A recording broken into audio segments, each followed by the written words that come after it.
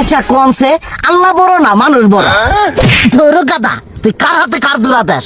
কোড়ায় আল্লাহ আর কোড়ায় মানুষ। যেটা কবার কইছে ওইটা কন। আল্লাহ বড় না মানুষ বড়? আল্লাহ তো বড়। আল্লাহ বড়, তাহলে আল্লাহর কথা না হইনা মানুষের কথা শুনেন কে? কি কইতাছস?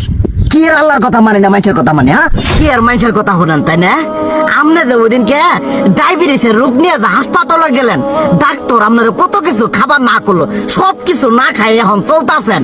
তাহলে আল্লাহ যে আপনারে কইছে যে হারাম খাবার না, সুদ খাবার না, কই আপনি তো কাম কাজ বাদ দিয়ে এলাকার মধ্যে টাকা পয়সা না গায়ে খালি ওইলে দিয়েই খান, নিজেরা টেও হালাল ভাবে কামাই করেন না, ওই সুদ তো না করে টাকা করে লাভ আহে ওইলে দিয়ে দিয়ে চলেন আর পেটা বড় বানাইছেন।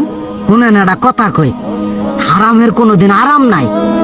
হালাল পথে রুজি রোজগার করেন, প্রয়োজনে এড়া বেলা কম খায়েন, তাও শরীর পিণ্ডও ভালো থাকবো, কোনো রোগ বেদও হবো না, আরামও পাবেন, আল্লাহও খুশি থাকবো।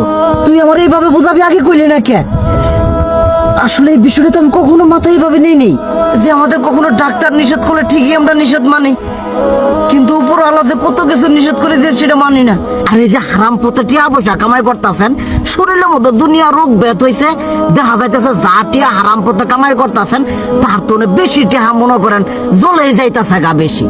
আজকের পর থেকে আমি আর এই হারাম সুদ খামো না, আমি হালাল পথে চলবো, হালাল টাকা পয়সা ইনকাম করবো। এতে করে যদি একবেলা কমও খাইতে হয় তবুও খামো, তবু আমি আর এই হারাম পথে চলবো না। আচ্ছা ঠিক আছে।